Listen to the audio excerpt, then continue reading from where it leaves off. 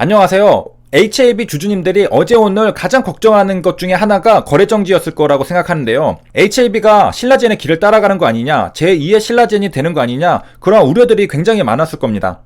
자, 그래서 제가 영상 초반에 걱정하지 말고 마음 편히 가지시라고 가장 먼저 한국거래소 측의 조치에 대해서 설명을 드리도록 하겠습니다. 그래서 HLB의 허위 공시 논란에 또 한국거래소는 거래정지 등 특별한 조치를 취하지는 않을 예정이라고 말했습니다. 그러니까 HLB는 거래정지 우려는 해소가 되었다라고 말씀을 드릴 수가 있겠습니다. 그러니까 HLB가 신라젠처럼 거래정지를 당할 거라고 우려하지는 않아도 된다라는 점입니다. 물론 다른 것들도 해결해야 될 게 많지만은 일단은 공포의 거래정지는 피했다 라는 점이고요. 한국거래소는 왜 거래정지를 하지 않았느냐, 뭐 당연할 수도 있겠지만은 임상 결과는 공시 대상이 아니다, 그러니까 당연하게도 공시 위반 등에 따른 조치는 없다라고 했습니다. 그래서 일단은 증선위의 검찰 고발 등 제재 수위를 지켜볼 것이라고 했습니다. 그러니까 한마디로 HLB는 현재 문제가 된 게 임상시험 결과에 대해서 금융당국이랑 HLB 회사랑 입장이 다른 거잖아요. 금융당국은 임상시험이 실패에 가깝다라고 말하고 있고 HLB는 아니다라고 말하고 있는 거잖아요. 그래서 어쨌든 한국거래소 측에서 거래정지는 하지 않기로 했습니다.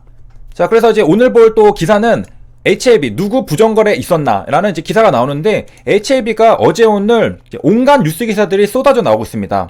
다양한 의혹들이 한꺼번에 쏟아져 나오고 있는데, 그래서 오늘 아침에 제가 올린 영상에서는 뭐 예를 들어 진양고 회장의 반대 매매 때문에 HLB가 허위 공시한 거 아니냐, 이러한 의혹도 있었고 제가 팩트를 다뤄드렸고, 이번에는 누군가의 부정거래가 있지 않았느냐, 이러한 의혹들이 있습니다. 자, 이 내용은 무슨 말이냐, 불공정 행위들이 여러 개 있죠. 뭐 시세 조정을 한다던가 미공개 정보를 이용한다던가 이런 것들이 있는데, 보통 신약 개발 회사들에서 문제가 생기면은 이 미공개 정보 이용은 뭐 반드시 거치는 문제입니다. 예를 들어서 신약 개발 회사가 뭔가 잘못될 때는 항상 이런 문제가 발생했거든요. 신라젠의 경우에도 임원진이 미리 매도를 하고, 그리고 해외에도 마찬가지로 인플루언사에서도 문제가 발생했는데 회사가 그걸 숨기고 자기 주위 사람들, 지인들, 뭐 여자친구 뭐 할 거 없이 미리 다 먼저 팔았습니다. 그리고 나서 나중에 걸렸죠.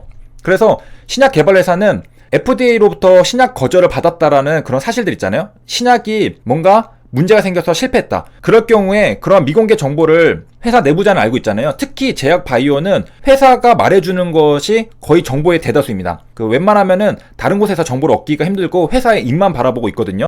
그런데 이제 회사의 임직원 입장에서는 그런 정보를 미리 알고 있는데, 내가 가지고 있는 주식 아깝잖아요. 그게 주가가 떨어질 게 눈에 훤히 보이는데, 그렇기 때문에 미리 팔면은 그게 바로 미공개 정보 이용이 되는 겁니다. 그렇기 때문에 이거는 결국에 나중에 걸리거든요. 그래가지고 조사가 들어가게 됩니다.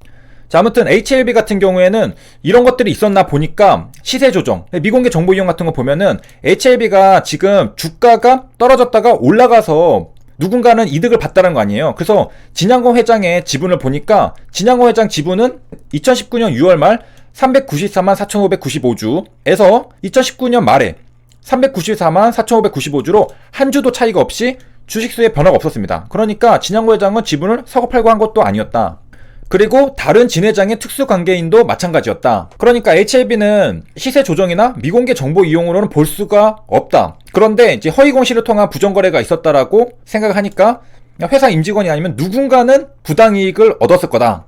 누군가는 얻었을 거다. 그런데 이거는 생각해보면은 당연한 게, 주가가 오르면은 누군가는 이익을 보고, 또 주가가 떨어져도 누군가는 이익을 보고 손해를 보고, 그러니까 누군지 모르겠으나 HLB 임직원은 아니고 누군가는 부당 이익을 얻었을 것이다. 그 당시에 주식을 가지고 있는 사람이 이익을 얻었겠죠. 그러니까 이제 누군지는 모르겠으나 그 누군가가 부당 이익을 얻었을 거다. 그래서 HLB가 이제 실패에 가깝음에도 성공한 것으로 자해를 해석해서 허위 공시한 뒤 주가를 부풀려, 그러니까 주가가 상승해서 누군가 부당한 시세 차익을 얻었을 것이라고 본다고 합니다. 그래서 주가가 오르면은 당연히 누군가가 수익을 보는 거라고 생각할 수 있겠지만은, 이제 아마도 우리가 이제 문맥 속에서 생각을 해본다면은 부당하다고 했잖아요. 그러니까 HLB 임직원은 아니고 HLB랑 어떤 관계된 누군가가 주가가 올라갈 것을 알고서 미리 매수를 한 다음에 주가가 올라서 이익을 봤을 거다, 이렇게 생각을 한다는 거죠. 자, 그러니까 이제 현재 보면은 시세 조정이랑 미공개 정보 이용 이런 걸로는 이제 볼 수 없다. HLB는 이런 거에 해당이 되지 않는다라고 지금 판단하고 있는 겁니다. 그러니까 어떠한 다른 케이스를 보고 있는 건데, 이게 지금 특정이 안 되니까 이 내용만 보면은 그냥 정상적으로 영업을 하고 있는 회사를 의심이 드니까 조사를 한 거다, 이렇게 생각할 수가 있겠습니다. 물론 이제 당연히 의심이 갈 수가 있죠. 왜냐면은 6월 달에 실패했다고 했는데 3개월 만에 성공했다라고 입장을 바꿨으니까 당연히 금융당국에서는 이것은 뭔가 좀 수상하다. 주가가 아래 위로 굉장히 많이 흔들렸으니까 그 사이에 누군가 이익을 봤을 거다. 이렇게 의심을 하는 겁니다. 그렇게 해서 조사를 하고 있는 건데 또 HLB에서도 지금 조사를 하고 있고 소명하고 있다라고 입장을 밝혔습니다. 자, 이거는 나중에 이제 결과가 나오면은 이제 우리도 알 수가 있는 것이고요. 그러니까 이제 한마디로 비정상적인 주가 움직임이 왔다는 겁니다. 그래서 그러한 움직임은 의심이 되니까 조사를 해보겠다라는 건데 기존에 이제 HLB 회사 그리고 주주들 입장에서는 마른 하늘의 날벼락이죠. 그리고 새로운 사실도 아니고 OS의 통계적 유의성을 확보하지 못했다라는 것은 이미 회사에서도 솔직하게 밝혔습니다. 그러니까 회사에서 임상시험이 성공했다라고 거짓말 하려고 했다면은 이 통계적 유의성을 확보하지 못했다라는 것부터 이제 숨겼을 텐데 회사는 이것을 밝히고 나중에 코빙턴이라던가 여러 컨설팅을 받아본 다음에 회사 내부적으로 평가를 하고서 이게 성공할 수도 있겠다라고 생각을 해가지고 입장을 선회한 거잖아요. 그러니까 처음부터 숨긴 건 아니었다는 겁니다. 처음에는 실패했다고 했는데 외부적으로 검토를 해보니까 가능하겠다라고 해서 그리고 이제 유튜브 방송에서도 밝혔듯이 처음에 이제 4차는 깔끔하게 나왔다고 했잖아요. 근데 코빙턴은 우리가 공부를 했었죠. 이제 굉장히 큰 대형 로펌입니다. 그래서 코빙턴에서는 이거는 4차가 아니라 3차까지도 가능하다라고 해가지고 3차도 이제 다시 고려할 수 있게 되었죠. 그래서 이러한 상황들, 흐름들이 이미 기록으로 남아 있잖아요. 전혀 새로울 게 아닌데 어쨌든 지금 문제가 발생을 했습니다. 그래서 이제 해결을 이제 해 나가고 있는 건데요. 자, 그래서 진양구 회장도 유튜브에서 금융당국도 자기 할 일을 잘하고 있는 것이고 뭐 당연히 그래야 된다라고 이제 말을 했잖아요. 자, 그런데 이제 좀 억울할 수도 있는 게 금융당국의 해석도 물론 이제 일리가 있지만은 임상은 전문가의 영역인 만큼 기업 입장에서도 억울한 측면이 있어 보인다라고 한 증권업계 관계자가 말을 했습니다. 자, 그래서 HLB는 증서인을 통해서 충분히 소명할 것이며 그래도 더 살펴볼 일이 있다는 판단이 나오면 끝까지 사실관계를 소명하겠다고 밝혔습니다. 개인적으로 HLB를 이제 오랫동안 제가 한 1년 넘게 다뤄왔는데 HLB는 굉장히 솔직한 기업입니다. 어떤 문제가 발생하면은 곧장 밝히거든요. 그래서 예를 들어 옵티머스 사건이 발생했을 때도 다른 기업들은 전부 다 숨겼잖아요. 근데 HLB가 가장 빠르게 밝혔습니다. 그래서 유튜브 방송에 나와서 진양구 회장이 사재를 털어가지고 그것을 복구하겠다라고 했고 말만 한 것이 아니라 실제 공시에서도 행동을 옮겼다는 것을 확인했습니다. 그리고 2019년에 6.27 사태도 사실은 너무 솔직해가지고 임상 실패했다고 밝히는 바람에 또 하한가를 2번 맞은 거잖아요. 그래서 개인적으로 지나온 행보들을 봤을 때는 거짓말을 할 사람은 아니다. 왜냐면은 너무 솔직해서 문제들이 발생한 게 많았거든요. 그래서 옵티머스도 다른 기업들은 쉬쉬하면서 묻혀서 지나갈 수 있었는데도 HLB는 곧장 밝혀가지고 또 옵티머스 악재를 만드느냐 그렇게 주주들에게 원성을 받기도 했고 그 다음에 6.27 사태도 마찬가지였고 그래서 개인적으로 진양구 회장이 거짓말을 할 사람은 아니라고 생각하는데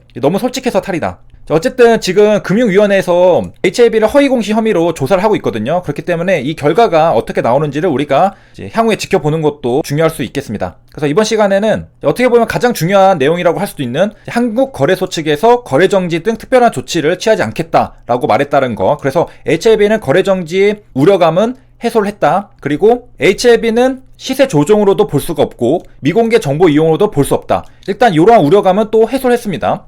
그래가지고 판단하건대 누군가 부당이익을 얻었을 거다라고 지금 판단하고 있는 게 아니냐 그러한 지적이 나오고 있습니다. 그러니까 HLB는 거래정지도 없고 시세 조정으로도 볼 수가 없고 미공개 정보 이용으로도 볼 수 없고 그래서 누군가 부당이익을 얻었을 거다 이렇게까지 가고 있다는 것을 살펴봤습니다. 여기까지 시청해주셔서 감사합니다.